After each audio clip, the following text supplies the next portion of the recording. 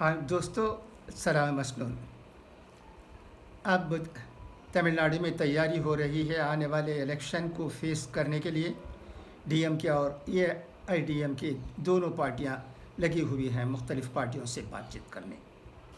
आज की ख़बरें इलेक्शन के सिलसिले में बहुत हैं। अब देखिए, हम एक नज़र डालेंगे डेक्कन क्रॉनिकल पर, जो कि अंग्रेज़ी का एक अखबार है। AIADMK BJP start seat sharing talks as Shah lands in Chennai. इसमें कहा गया है the seat sharing talks between Amit Shah of the BJP and Edappadi Palanisamy and O Pannirselvam of AIADMK began late on Sunday night. The meeting was stated to be held on Saturday night at a Chennai hotel, but Mr. Shah's arrival past midnight, as well as his tight schedule involving a meeting with BJP leaders in the state and then a visually stopped campaign tour of Karaikal and Villupuram meant the leaders had to wait to start discussions towards sealing the deal.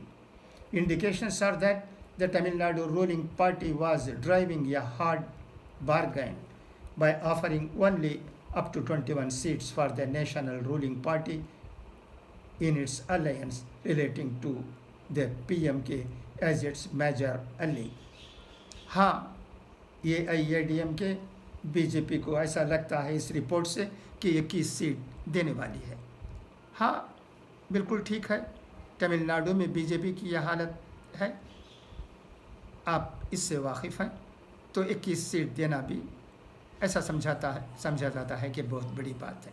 Party है, PMK को 23 seat मिले हैं और BJP को 21 seat देने की बात हो रही है। जैसे भी हो, जब मुलाकात होगी हमारे देश के होम मिनिस्टर अमित शाह साहब से, तो उसके बाद तय होगा कि कितनी सीटें बीजेपी को मिलती हैं। ऐसा लगता है कि यहाँ तो 21 सीट की बात हो रही है, मगर कुछ ज़्यादा सीट ही मिलेंगे, क्योंकि बीजेपी मरकज़ की पार्टी है और इसका ख्याल रखना पड़ता है। और मुलाकात भी हो रही है हमारे देश के होम मिनिस्टर से। तो इन तमाम चीज़ों से ऐसा लगता है कि बीजेपी को कुछ ज़्यादा सीटें ही मिल सकेंगी। हाँ, इन सीटों में कामयाबी कहाँ तक होगी बीजेपी की, यह सोचने की बात है। यह वक्त ही बताएगा। और उम्मीदवारों के नाम जानने के बाद भी इस सिलसिले में तमिलनाडु में बातें हो सकती हैं। अगर बीजेपी ठीक कैंडिडेट चुनती है, उम्मीदवार अच्छे होते हैं जो कि लोगों में मकबूल हैं और उनके ज़रिए अखराजात भी ठीक तरह से बर्दाश्त किए जा सकते हैं, तो उम्मीद की जा सकती है कि बीजेपी को चंद सीटों में तमिलनाडु में भी कामयाबी हासिल हो सकती है। क्योंकि ये जमहूरियत है। ये समझना कि बीजेपी की शिकस्त होगी, ये ठीक नहीं हो सकता। अगर इसके उम्मीदवार अच्छे होते हैं तो मैं फिर कहता हूँ बीजेपी चंद सीटों पर कामयाबी हासिल कर सकती है। आज की खबर ये भी है कि डीएमके के सदर एमके स्टालिन फिर कोड़त्तूर कॉन्स्टिट्यूंसी से इलेक्शन लड़ेंगे आने वाले इंतखाब में तमिलनाडु की असेंबली के लिए। यह भी एक बहुत बड़ी बात है। ऐसा लगता है फिर से कोड़त्तूर में एमके स्टालिन का इलेक्शन लड़ना कि उन्हें इस कॉन्स्टिट्यूंसी पर एतमाद है। उन्हें यकीन है कि वो फिर से इस कॉन्स्टिट्यूंसी से जीतेंगे। उन्हें शायद इसलिए भी यकीन है कि उन्होंने इस कॉन्स्टिट्यूंसी के लिए बहुत कुछ किया है। लोग उन्हें नज़रअंदाज नहीं कर सकते। ये भी बड़ी बात है। और ये भी कहने की बात है कि स्टालिन ने वाकई इस कॉन्स्टिट्यूंसी के लिए सब कुछ किया है, क्योंकि मैं जानता हूँ इस कॉन्स्टिट्यूंसी के सिलसिले में, क्योंकि میں یہیں رہتا ہوں۔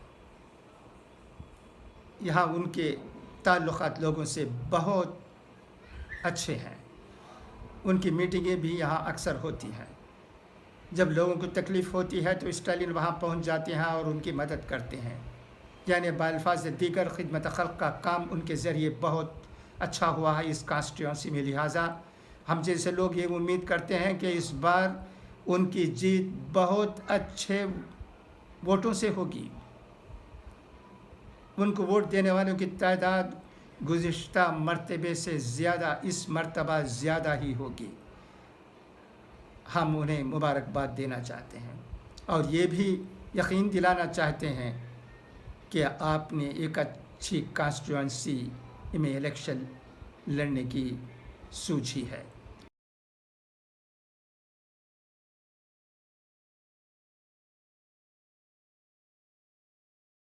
اقوال زرین بھی سن لیجئے گا۔ یہ اقوال زرین حضرت علی رضی اللہ تعالی عنہ کی ہیں۔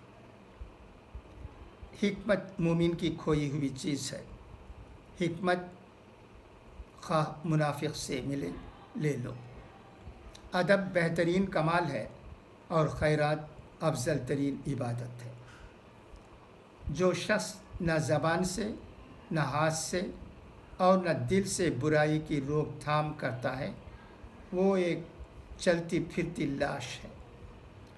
جو چیز اپنے لیے پسند کرو وہ دوسروں کے لیے بھی پسند کرو۔ کسی کی تباہ حالی پر خوش نہ ہو۔ خبر نہیں کل زمانہ تمہارے ساتھ بھی یہی برتاؤ کرے۔ اگر کوئی تم سے جدا ہونا چاہے تو تم اس سے اتفاق کی کوشش کرو۔ بس آج کے لیے اتنا ہی۔ انشاءاللہ کل پھر ملاقات ہوگی۔ تب تک کے لیے آپ کا یہ بھائی وی ایم خلیل الرحمن اجازت چاہتا ہے۔ خدا حافظ، فی امان اللہ۔